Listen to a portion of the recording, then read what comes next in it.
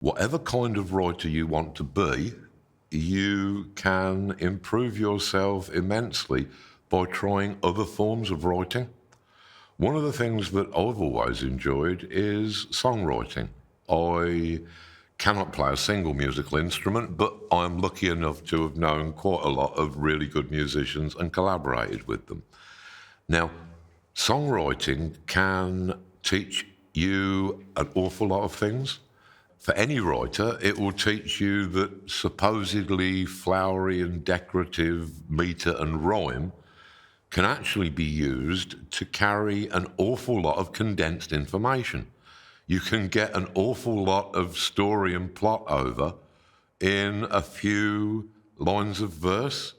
That is why most of the great epics are told in verse. But there are other benefits to actually being able to write a decent song or two. One of those is that in any of the works that you might be doing, you will find that if you're trying to suggest a culture, a background culture for your characters and events to happen against, then putting a few pop songs in will let you know what the people in your world are listening to. When I was doing the series Top 10 that I was mentioning earlier as an example of how to create a place, one of the things that I did was to come up with a number of songs of different types to be played upon different radio stations or song verses coming out of it that will add immeasurably to the atmospherics of the scene.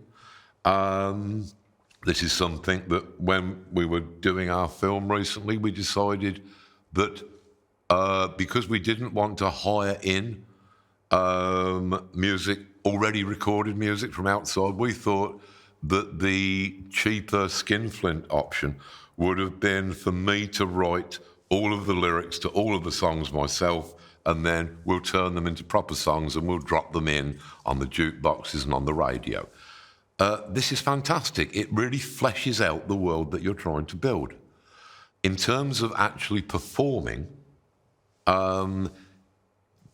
your work in front of an audience, that is always going to be a lot more stressful and a lot more anxious, but it will pay enormous benefits, because to be in front of a few dozen people on a stage at a poetry reading, say, being able to captivate an audience of a couple of dozen people who you can see and who you can make eye contact with, that can be scaled up to captivating a few thousand people that you cannot see and who cannot make eye contact with you.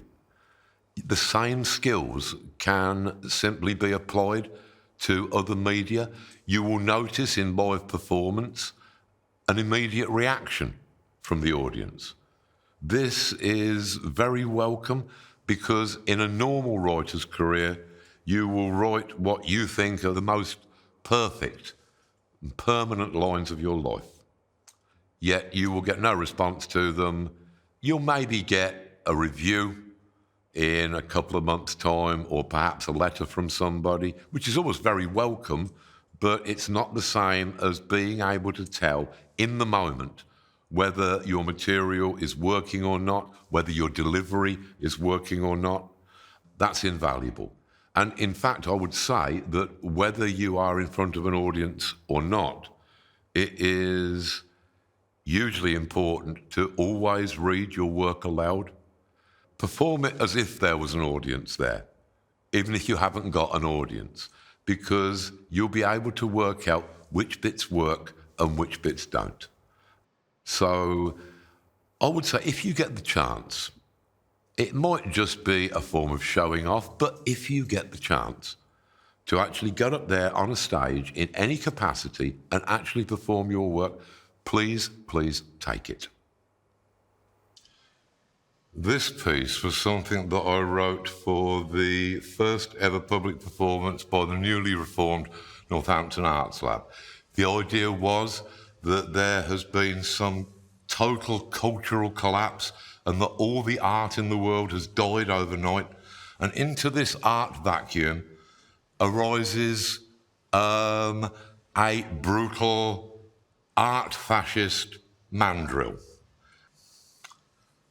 In times of national demise, speaking historically, the mulch of crumpled dream and culture is a laboratory that breeds outrageous saviours and monsters without warning.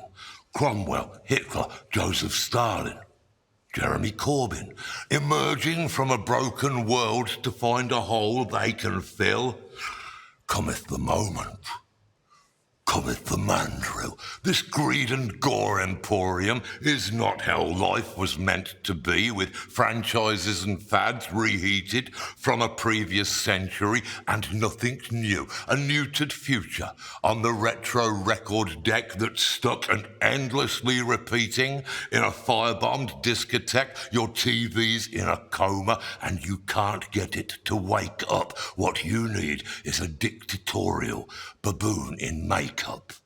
Aggravated, overstated, and horrifically mutated, here to see that you're berated. What's the last thing you created? All those logos on your raiment, brand name badges of enslavement, drip-fed passive entertainment. Was this your intended statement? When you have nowhere left to stand, then you must take one. When there's no culture in the land, then you must make one. Psychopathic, charismatic, I could go on but don't need to. As the higher primate, it's my long-awaited fate to lead you. You have no choice but me, so please do not suggest so.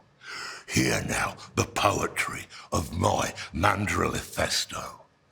The light of burning corporations will repaint the sky in grenadine. There'll be billions of banners and Art Nouveau butterfly bombers like this world has never seen before.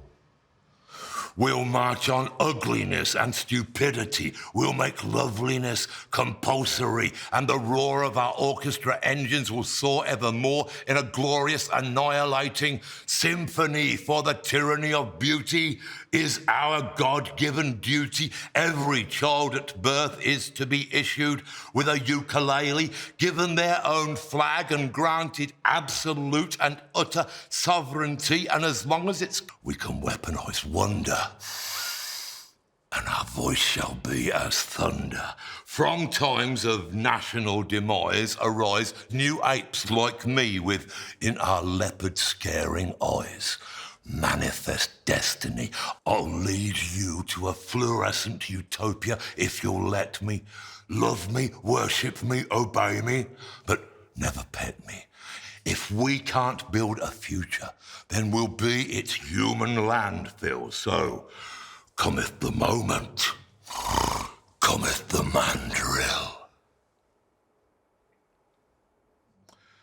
Of course, one of the benefits of performance is that you will actually be in a room with other people, because otherwise the life of a writer is a very, very solitary thing. Not for every writer, perhaps, but largely for me. I have known writers who can, in some manner, actually go and sit in a coffee shop and create. I could never do that.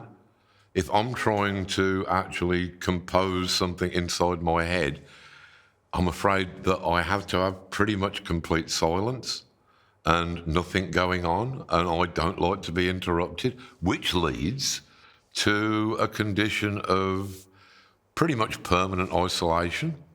And in fact, I can remember when the pandemic started. There are some of my comic scripts from that period where there's huge captions just talking about the way things sound. And that was all because I was listening to a lot of Brian Eno and Harold Budd. So eventually I opted for complete tomb-like silence, which is the way that I write to the present day.